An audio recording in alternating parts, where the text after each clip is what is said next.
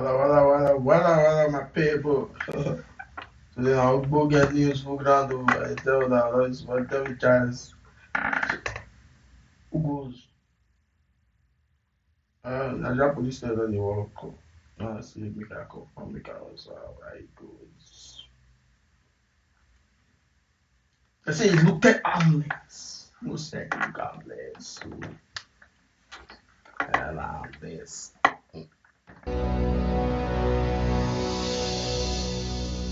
Whoa. And what he was carrying, Yes. and neither Well, did the men hunting it down. In Delta State, officers from the Eagle Nest Special Squad pulled over a man during a stop and search. He looked calm, too calm, but when they went deeper, the truth started to unravel. What they found was dangerous, deadly, and carefully concealed in a way you would not expect. The suspect is believed. say what they found was dangerous. What they found was dangerous. Yes. Then I'm she gone. So my kese.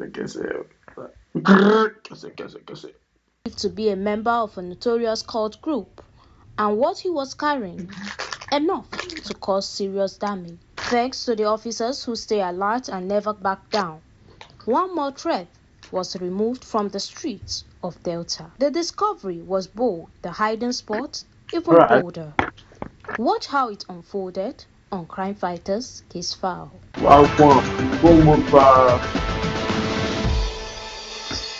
I am SP Dafe Bright, and this is Delta State Police Command. Always been saying it on behalf of the command that one of the best proactive method of policing is stop and search. We are here today again to bring to you another effective result that we've been able to record as a result of intensive stop and search. Today we have one suspect and his friend. I'm not going to call his friend a suspect because the suspect himself took responsibility for his action. But one thing that is particular about what I am bringing to you today is their modus operandi, the way they concealed these exhibits. This is a wooden gun. The wooden gun.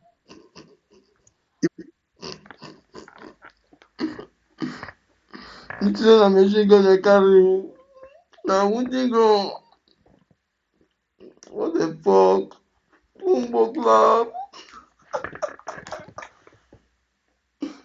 Will tell us what this gun is meant for. Oh, But the one of interest you could tell us what do you use that going? What do you use on me? You could tell us is this locally made cut to size gun. Okay. Locally made cut to size gun. This one, that's what some people call shakagbula, cock and fire. The locally made cut to size gun. This is Aye's handband, and this is a battle axe. Now, know what they use this battle axe? They do. This is a battle axe. Now, the reason why we are here is not just based on this exhibit recovered, but the professional actions of the policemen that led to the recovery of these exhibits. On that fateful day when the policemen stopped them, having searched their vehicles, checked the boot and all that, the policemen, in their smartness and thoughtfulness, went as far as opening this compartment you are seeing here. Just look at it. And this was where these people concealed that firearm you are seeing. And on the other side of the door, that was where they recovered this battle axe from. Yes, it's called battle axe. You know, we recover these things every day. This is called battle axe. And I know some of us who are watching, especially those who are members, know what this is used for. My friend, what's your name? Tevin Richmond Tevin Richmond. Which day did the police arrest you? on Wednesday. On Wednesday this week. Yes, sir. At where? So it is. Took two. Otokutu. Where you they go that time when they hold you? Going to cut my hair. Okay, what do you do for a living exactly? I work as a club PRO. As a club? PRO. Oh, you are my professional colleague. Okay. Club PRO. PRO. Okay. Okay. This, what is this called? What do they call this thing? A cut to size gun. Cut to size gun. How many cartridges they enter this thing? One. Okay, now one they enter. Okay, who is the owner of this? From me, sir. How did you get it? Bought it. From who? I'm gonna get From Mr. Alice. I met him online. who's gonna get audition?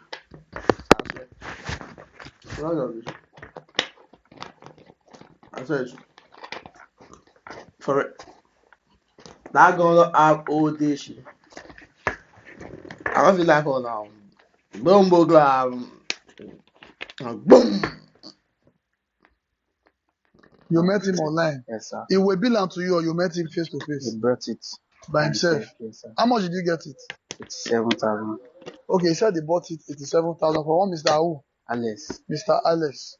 Okay. What do you use this one for? Just for my personal protection. Personal. I've never tested it. So you never tested it? No. Or you just bought it for decoration? Okay, where did they recover this from your vehicle? From my car. Who is the owner of this vehicle? It's me, sir. Where did they recover this? My car. Where for the car now? By the door of my car. By the door outside, inside the door of my car. What gave you the idea to hide this thing like that inside that place?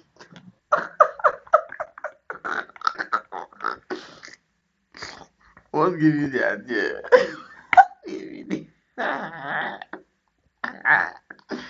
I don't know if How long has this gun been in that place? Since I bought it, I've not. When did you buy it? April this year. Yes. Now that this particular battle axe, what do they use it for? It's just for my personal protection. I've never used it. Personal protection. And this battle axe is very sharp. No, sir. It's not sharp? No. How you tell me say it's not sharp? Since I bought it, it's just been like that. It has been like this? Yes. Okay, this bango is for who? It's for me, sir. One of them. I don't know about the other. Which one is for you? This one? Yes, sir. Okay. All right. My friend, what's your name? Frank. Who is it to you? Friend, sir. Were you with him when they saw him? Yes, sir. Where was this thing recovered? It was recovered at the right hand of the door. The door. Open space and be there.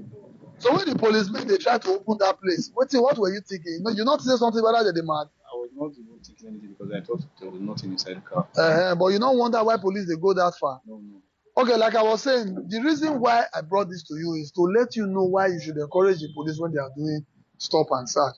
One would wonder why would police be opening and even opening the inner compartment of a door. Look at what they are considering. The other day we recovered 3 AK-47 rifle from the. It's like shut up. That was not job. If I see criminal, I'm not gonna say these people not clear. Say massage very well. That was the reason we had to stop and search. Now they do not job. I don't ask now. You don't have to go somewhere. You don't make go like that. Sure. Boot of a car that they demarcated into two and hid the rifles under the seat. This is Delta State Police Command. When it comes to our duty, we don't joke with it. You cannot come to Delta State with a criminal mind and expect that you will not be arrested. Thank you.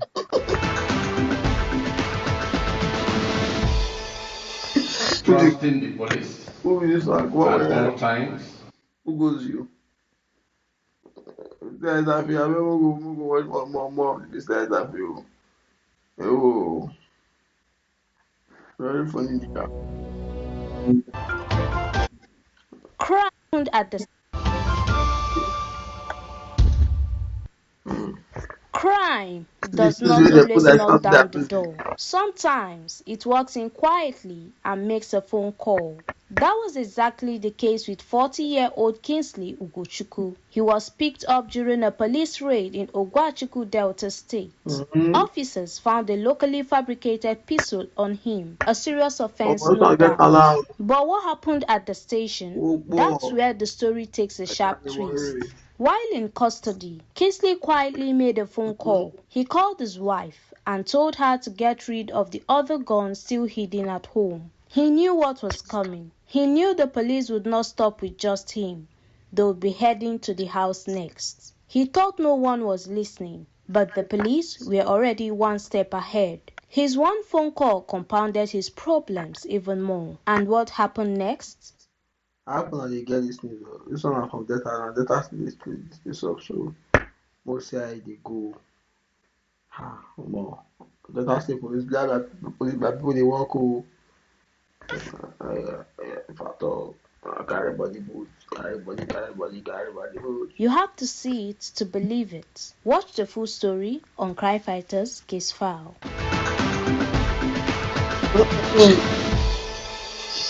Just 2 days ago, our operative attached to Buffalo, we call them Buffalo Tactical Team of the Command, attached to operations.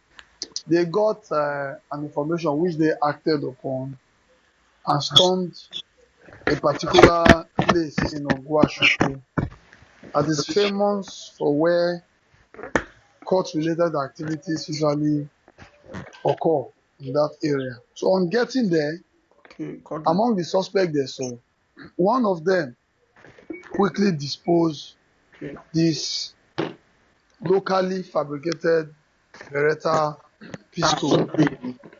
This is the magazine. The one I have, if I bring it, it's just exactly like this. Now, and this is 9mm ammunition that is used for this pistol.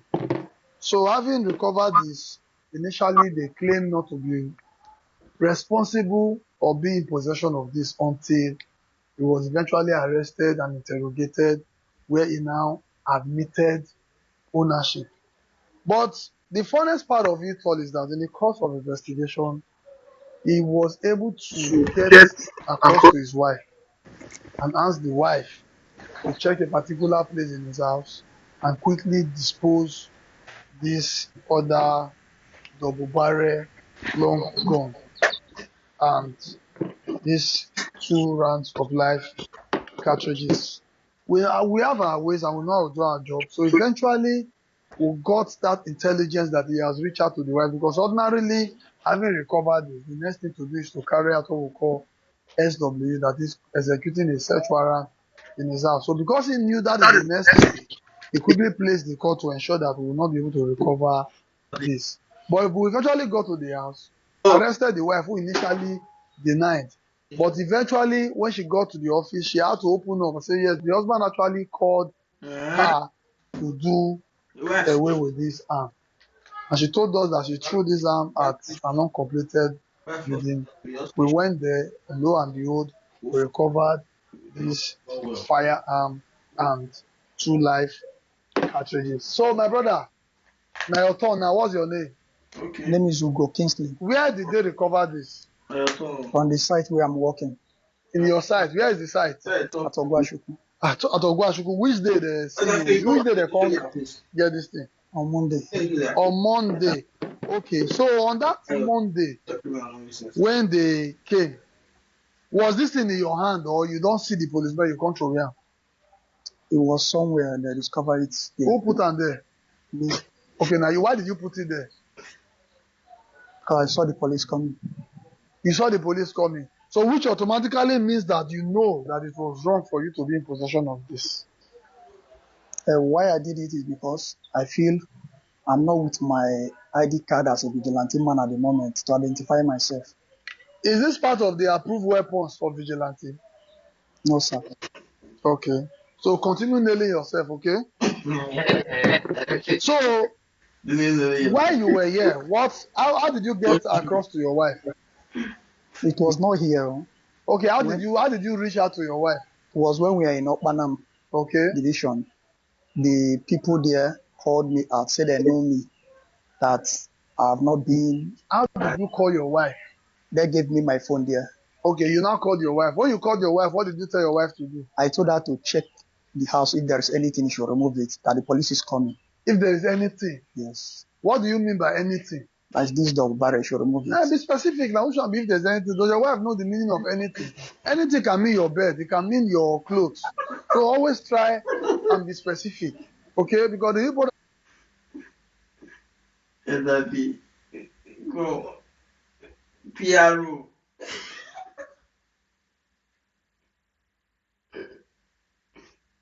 It could be better. If I thought it could be better, it could be yeah, it's not as if it could be so it could say that listen to us, they are not stupid people. Okay? They too, they have common sense. All right. So this was what you asked her to dispose, Abi? Yes. So where did she throw away this thing? I didn't know. I was not with them. Okay, you don't know? Yes, sir. Okay, you want us to also bring your wife and interview her? When we went there, then we go back and they said he threw it under uncompleted building. That was where they now That was where discovered it it. was recovered. Yes, sir. So confirm that this gun too na your own. Yes, sir. Confirm that this one too na your own. Okay. Because you know why they talk now? People that are watching us will say, police don't they cook up story. Or police won't frame man. That's why I'm asking you to confirm it. And confirm your name again. My name is Ugo Kingsley. Ugo Kingsley, how old are you? 37 years. 37 years. You are from where? From Ishagu. From Ishagu. Ishagu. Which local government? Anota South. All right. So we've heard from him. Don't forget that we don't perform miracle. What we are doing is pure tactics, and tactics cannot be gotten without information. Please always try to reach us. Give us credible, useful, and timely information. I'm SPA Dafe Bright. This is Delta State Police Command. Thank you.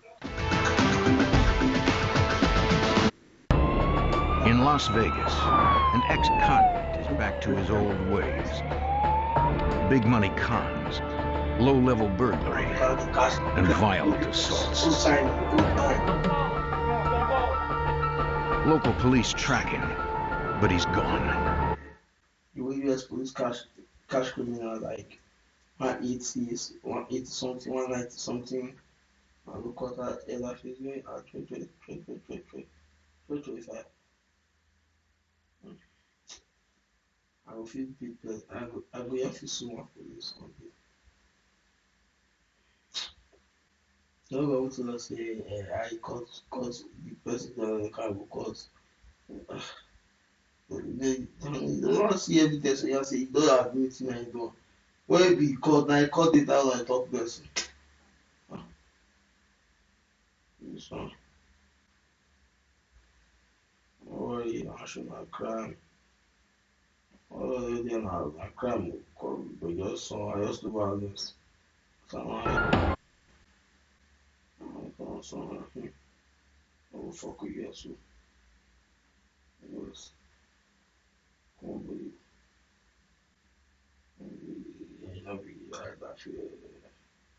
You see suspects. Suspect increase.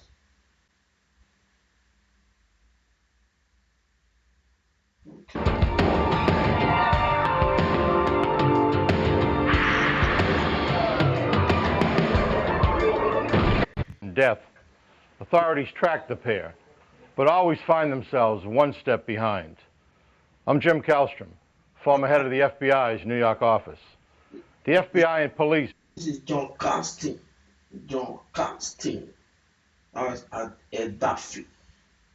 Race to capture the deadly couple, who seem to be running with no direction, no sense of fear, and nothing to lose.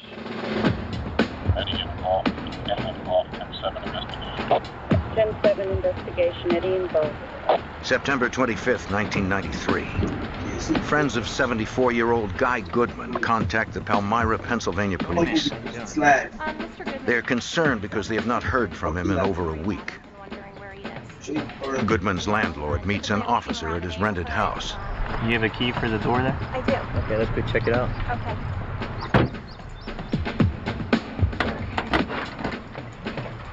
You just want to step back there? All right.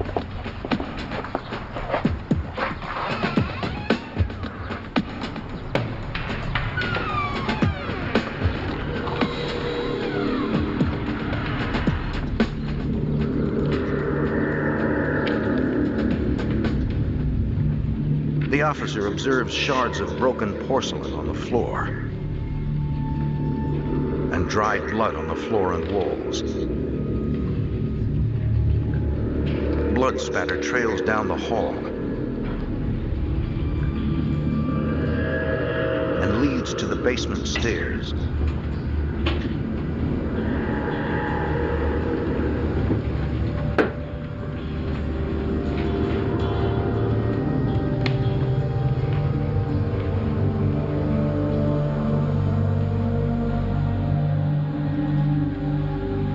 In a storage room, he discovers a body. The officer calls for assistance. Headquarters, code 3, requesting backup. Tri-party clerical. Unit 1833, go ahead. Detective Paul Zeckman of the Lebanon County Detective Bureau takes the lead in the investigation. 10-4, I'll be en route to that location. The countywide bureau helps township police departments with major crime investigations.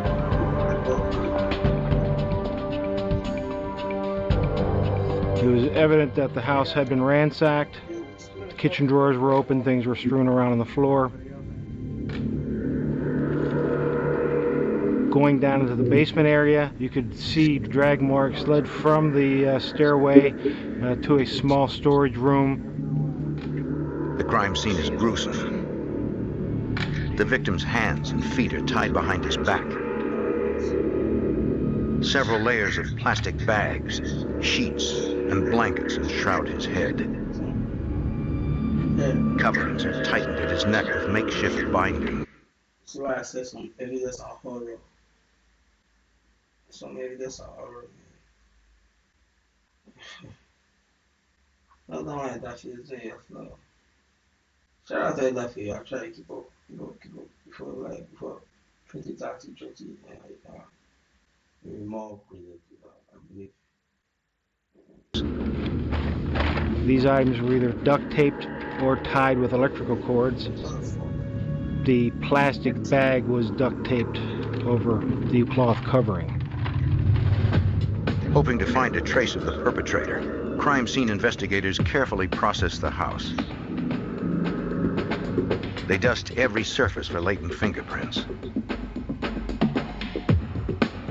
and collect a roll of duct tape left on a table. Likely the same tape used in the bindings. With no witnesses, only the careful examination of every item can help the detectives understand this crime.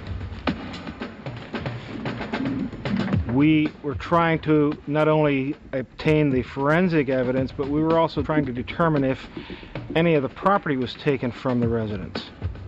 We were able to establish that Mr. Goodman's wallet was missing. They find American Express charge statements. Oh. But the card itself is missing. Statement here. The account numbers get that all figured. In the bedroom, investigators discover an open box of checks. A series of checks from the middle of this box had been removed. We also knew that the vehicle of Mr. Goodman was also missing at this point. What do you have to do out here? Guy Goodman seemed like an unlikely target for this type of attack. Like most of the Palmyra, Pennsylvania community, Chief Michael Wayman knew of the victim. Guy Goodman was a retired florist. He was a lifelong resident of the Palmyra area, well known within the community and liked by everyone in the community. It was apparent that either the motive for this crime was a robbery that had gone bad, or that there was a robbery after the fact, after Mr. Goodman was assaulted and died. Palmyra, Pennsylvania is located in Lebanon County. This peaceful community sees fewer than 3 murders per year. In most cases, the victim knows the killer. At the autopsy, the victim's face is unrecognizable. The medical examiner uses dental records to confirm it is Guy Goodman. Based on the body's decomposition, he concludes Goodman has been dead for about a week. Although the victim was severely beaten, his wounds were not fatal. An examination of his respiratory tract reveals he died slowly from suffocation. Latent prints recovered from Goodman's house are processed at the lab.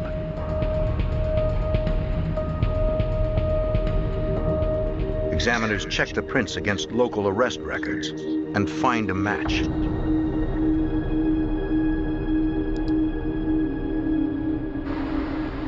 When the forensics report arrives on Zekman's desk, he isn't surprised by the results. Fingerprints that we had obtained at the crime scene matched Bradley Martin. Okay. Zekman knows the name all too well.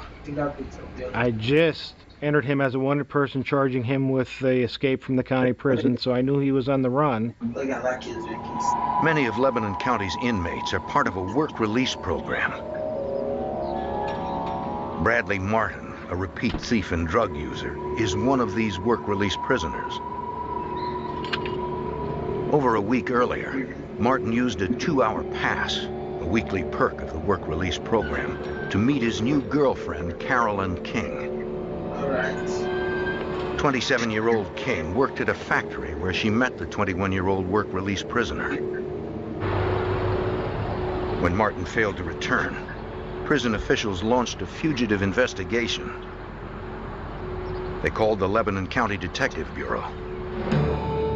After obtaining a fugitive warrant for Martin, the detectives checked Carolyn King's apartment, concerned for her well-being. But King is not there, and they find nothing to indicate where she has gone, or even if she is with Martin. The detectives entered Martin in NCIC, the National Criminal Information Center. Once the murder of Guy Goodman is discovered, there is a greater urgency to find Martin and to determine if Carolyn King is unharmed.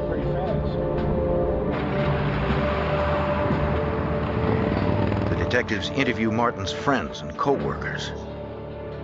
What they learn surprises them. Through interviews, we were able to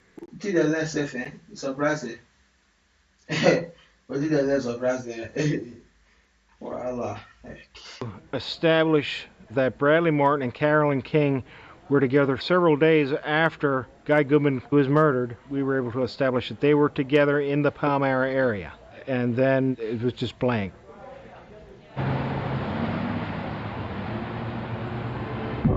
Detectives face the possibility that Carolyn King may be Martin's accomplice.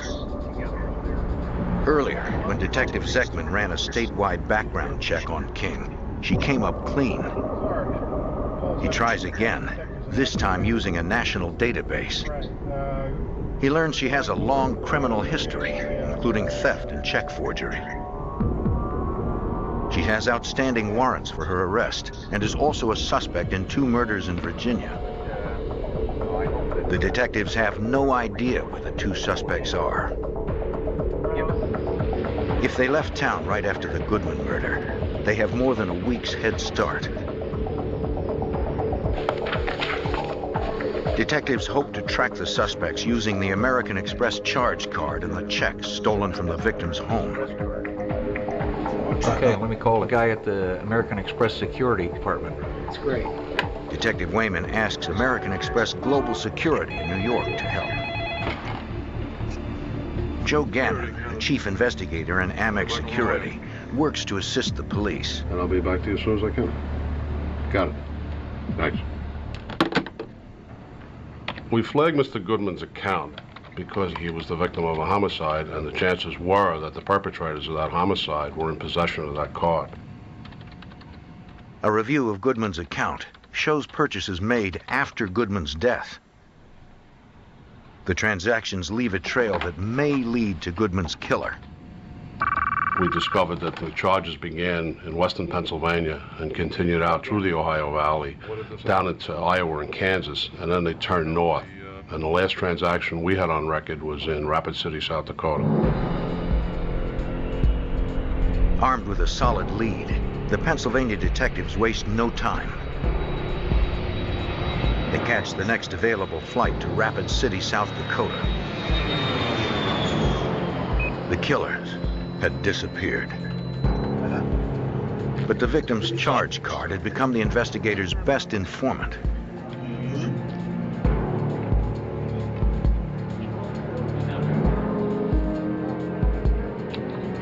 Police hope the trail of surfacing transactions will lead them to the murderers.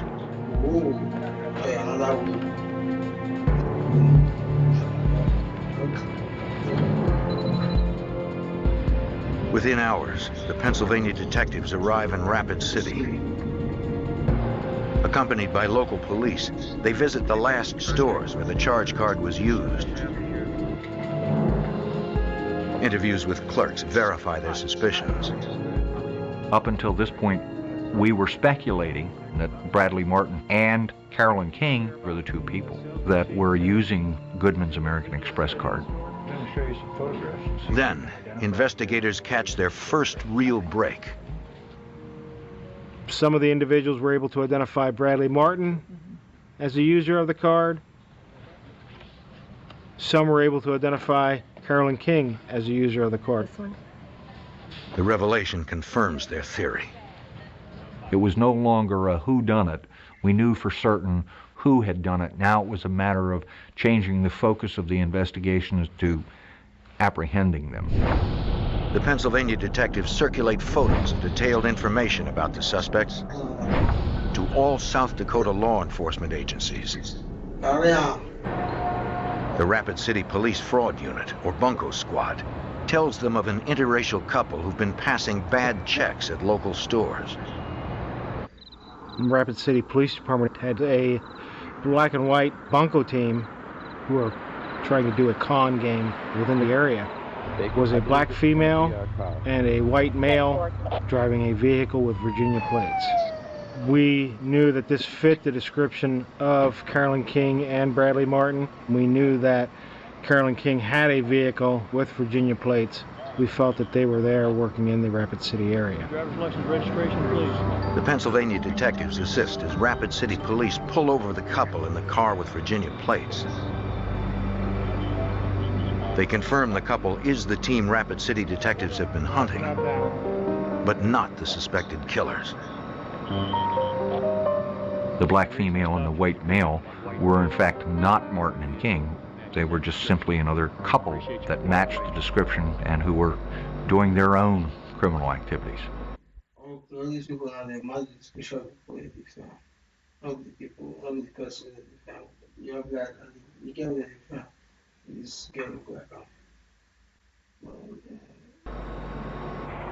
American Express informs the detectives there have been no new charges in over a week.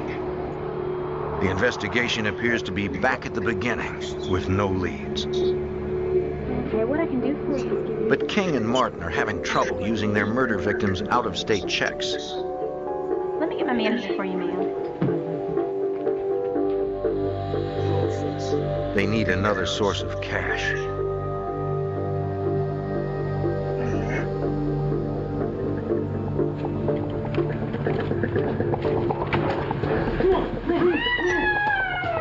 Their next victim, a 59-year-old woman traveling alone, Donna Martz.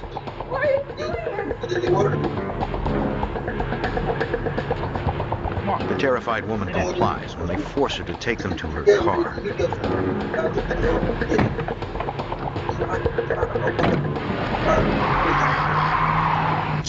The next day, the Pennsylvania detectives learn that someone passed several of Guy Goodman's checks in North Dakota.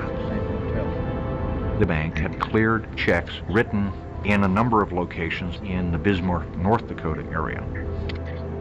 This supports the detective's theory. They had used the credit card.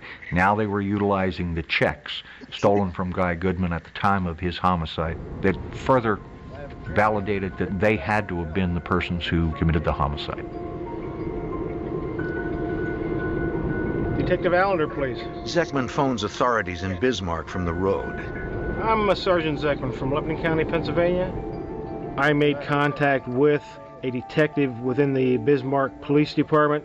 I told him of locations that I had had checks passed, and I gave him a rundown of the Guy Goodman homicide and who was involved and what evidence we had discovered up to this point. And there was a long pause from the detective. And I asked him what was wrong, and he said, well, we're investigating a missing persons from that same hotel where one of these Goodman checks were passed. Donna Martz's family called police when she did not return home from Bismarck. They described Martz of their Chrysler New Yorker. Police combed Bismarck for any sign of Martz or her car, but find nothing. The detectives fear Martin and King have grabbed Donna Martz. The case has a new urgency. A woman's life is at stake. Police investigate the death of 74-year-old retired florist Guy Goodman, who was severely beaten, then murdered in his rural Pennsylvania home. Investigators determined that the victim's charge card and a book of checks were stolen. Fingerprints at the scene identify two likely perpetrators: 21-year-old Bradley Martin and his 27-year-old girlfriend, Carolyn King.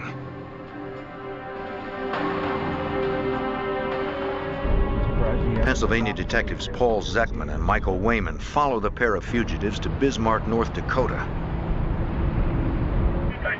and learn authorities there are investigating the disappearance of a woman from the same hotel where one of Goodman's checks was passed. Donna Martz, a traveling tour guide for an interstate bus line, was last seen at the hotel where the suspects were staying. When Martz didn't arrive home as scheduled, her family reported her missing. Local authorities issue an APB on Martz's Chrysler New Yorker. The Bismarck FBI joins the case, led by Special Agent Craig Welkin.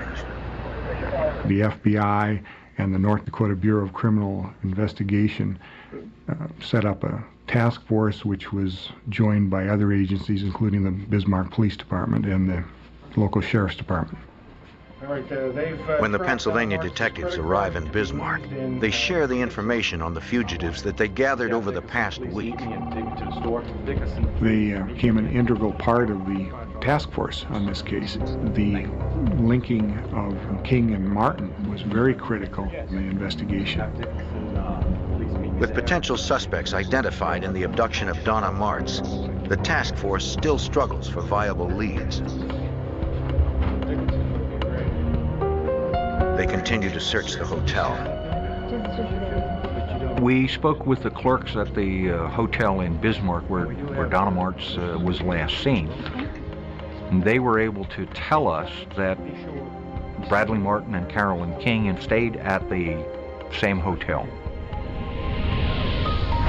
Hotel personnel also recall that around 9 a.m. on September 26th, King and Donna Martz were only a few feet apart.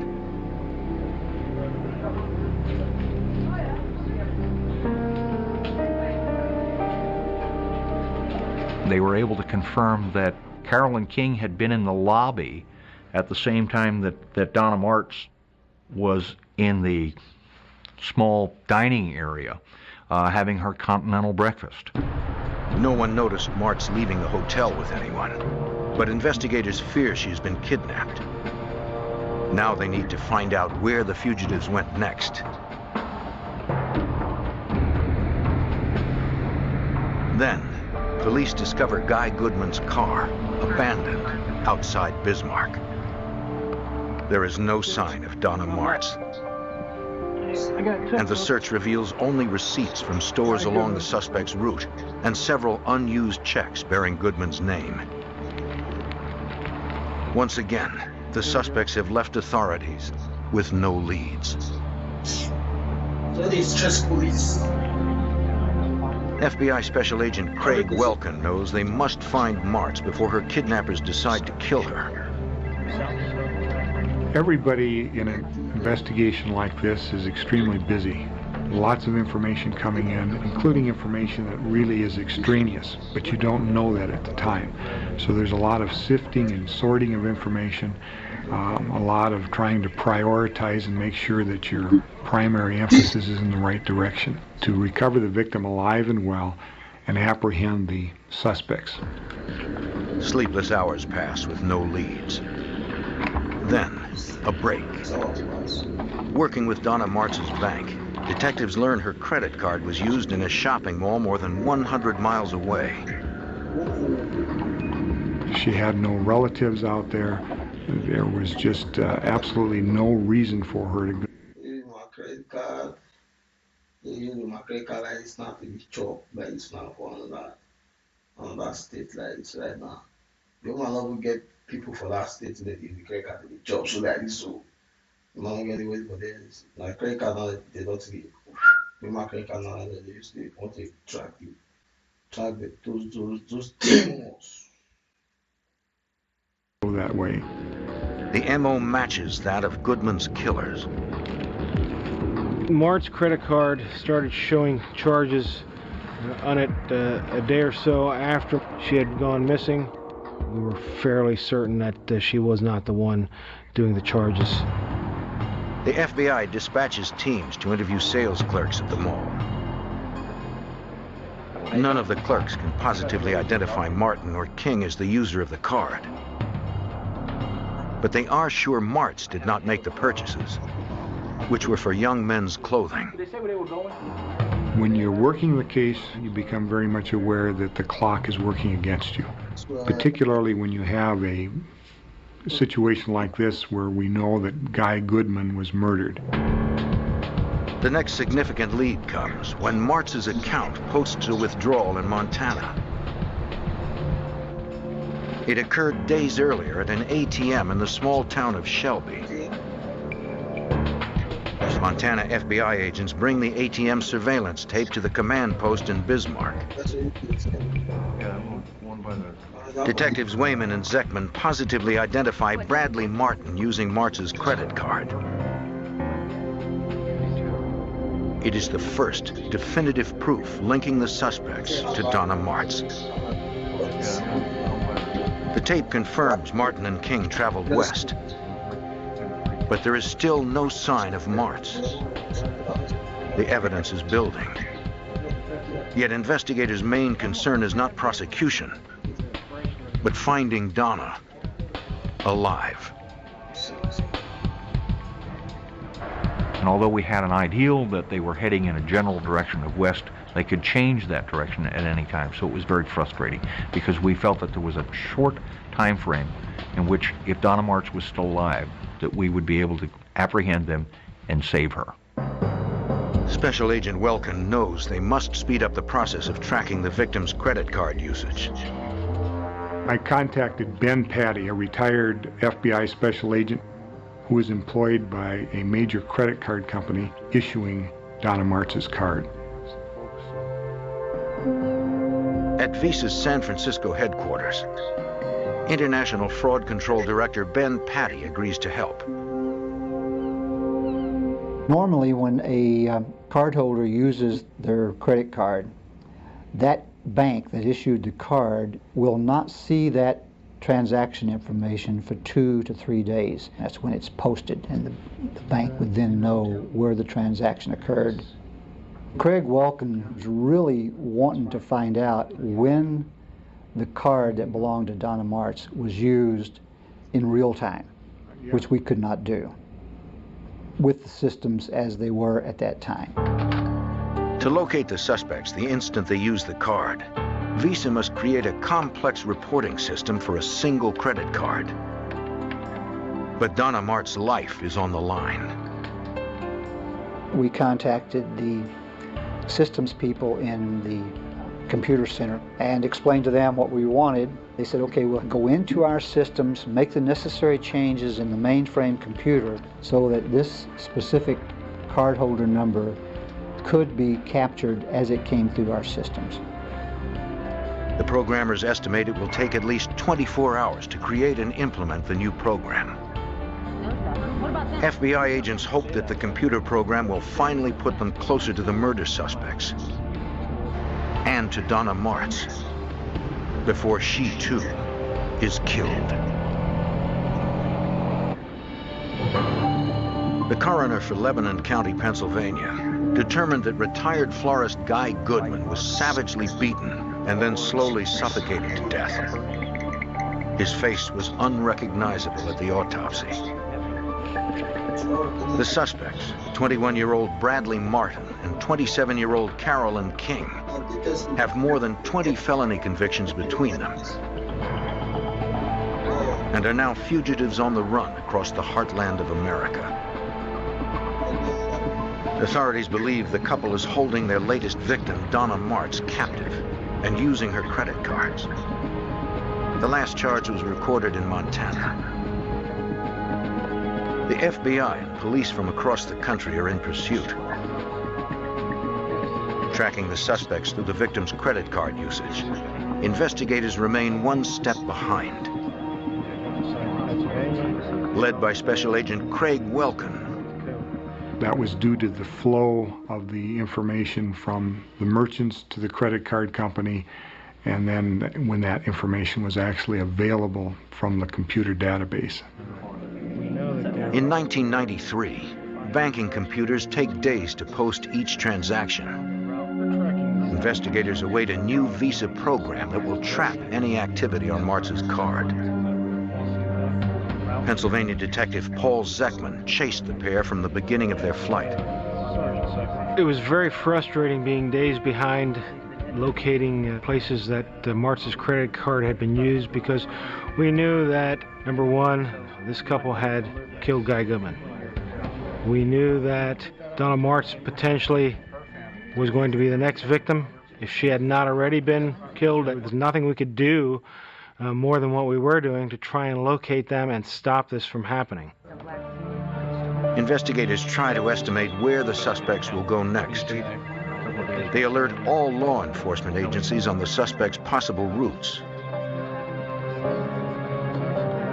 They post descriptions of the suspects in their vehicle in the National Crime Information Center's nationwide database. We entered both Bradley Martin and Carolyn King in NCIC. They were also entered in as kidnapping suspects. In addition to that, regional messages had gone out to all the police departments to be on the lookout for Donna Martz, Carolyn King, or Bradley Martin. If any police force in the country runs into the couple, the Bismarck Task Force will be notified. To further increase their chances, investigators fax descriptions of the suspects and the victim to police agencies along Martin and King's likely routes. But there are no incoming leads beyond the sporadic credit card purchases.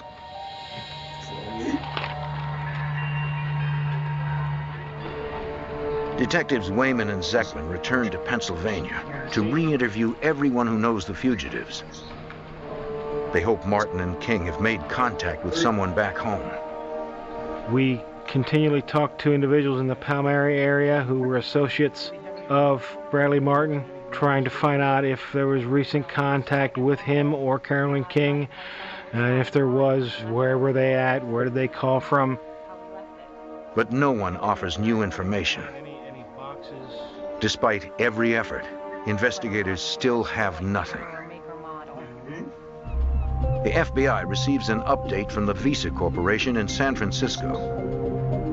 This is Ben Paddington International. Visa fraud investigator and former special agent Ben Patty had asked the company's systems programmers for a way to trace Martz's credit card transactions as they are made.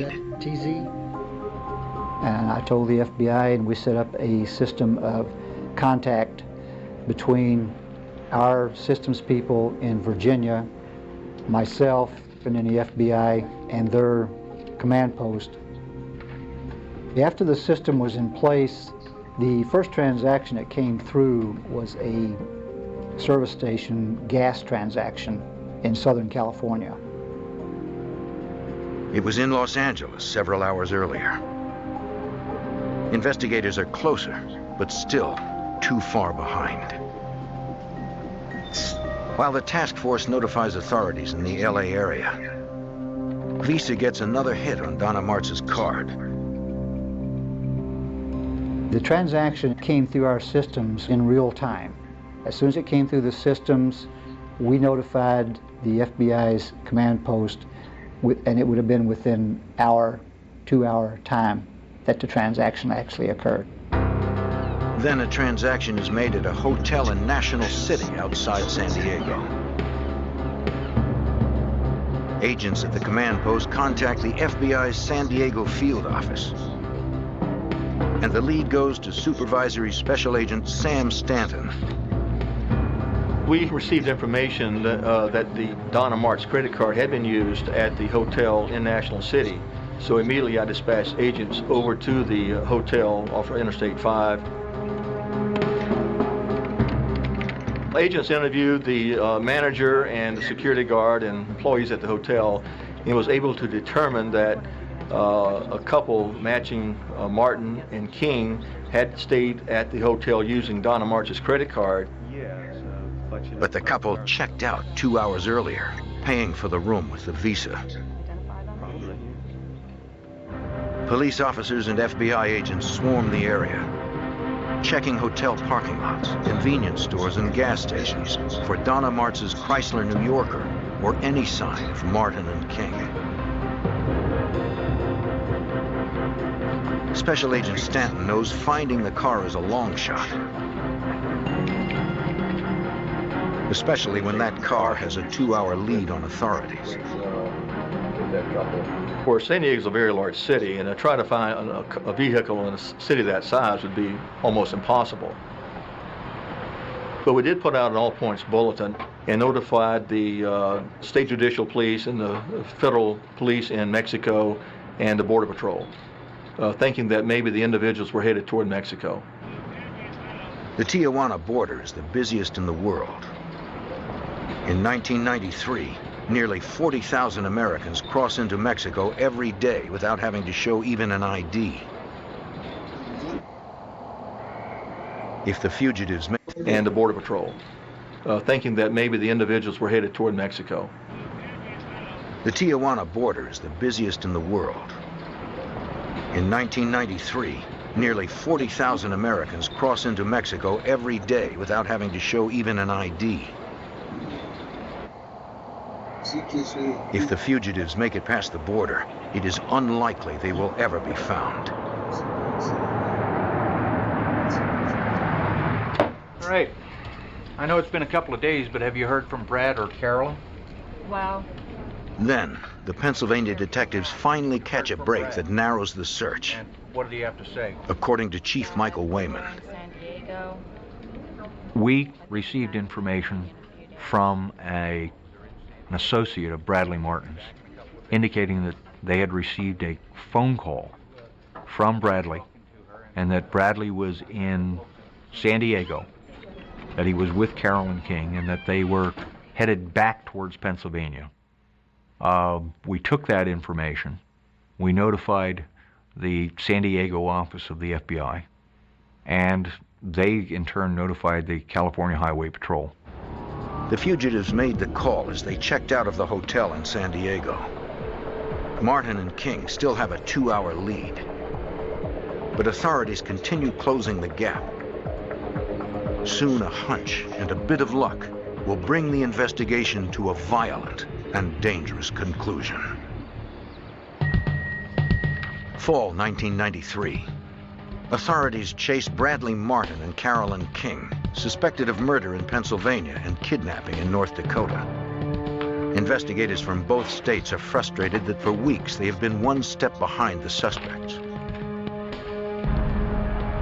They hope to find the pair before the abducted woman, Donna Martz, is killed. Then a new program created by the Visa Corporation at the FBI's request puts investigators only 2 hours behind the suspects. Someplace. Investigators learn the two have just checked out of a San Diego area hotel. Based on their checkout time and the tip that the fugitives are heading east, FBI agents try to estimate their position. Special Agent Stanton has a hunch that the suspects will use Interstate 8, the southernmost highway going east. He determines that Martin and King will soon be approaching El Centro, California, near the Arizona border. It's just 2 hours. I called Agent Paul Vick in the El Centro office of the FBI and asked him to send out an all-points bulletin. Stanton hopes he has picked the right route, as El Centro Special Agent Paul Vick takes it from there. I called the California Highway Patrol dispatchers and asked them to broadcast the Martz's car description. Wanted for murder that just left a hotel in San Diego, and we suspect they might be headed east on Interstate 8 and even stopped. The all-points bulletin about 187 suspects, police code for murder, is transmitted to every officer on Interstate 8, including California Highway Patrolman Richard Chambers. CHP unit, El Centro, continuing standby copy information on 187 suspects possibly en route to El Centro. I went and checked my section of freeway like I normally would in the beginning of my shift, and I went west on Interstate 8. As Chambers drives, he receives the suspect's descriptions. First suspect is a Bradley Martin, white male, 6 foot 160. Second subject is a Carolyn King, black female, wanted by the FBI. Within minutes, Chambers believes he has spotted the car. I was driving west on the freeway through the desert, and there's not that much traffic. I saw the car go by eastbound, and I believed it matched the description. But Chambers cannot see the car's license plate. I wasn't sure, so I made a U-turn through the center divider and overtook the vehicle and verified the license plate. And it was, in fact, bearing the North Dakota license plate that we had received. El Centro 160 and 84. I think I'm behind the 187 vehicle. Could you send me a backup car? Right, the suspect in the vehicle looks like a black female driving. 21. Dispatch advises Officer Chambers that there is no backup immediately available. 880, 10-8, responding. Stevenson 880, 10-8, responding. Only one unmarked unit races to catch up to the suspects. That's Sergeant Riley responding to the pursuit. Joining pursuit. Police know the suspects are desperate and probably armed. 2 suspects, a black female driving. We'll attempt to contact DPS. 10-4, and they know I'm behind them at 60 miles an hour coming up on 186. 10-4,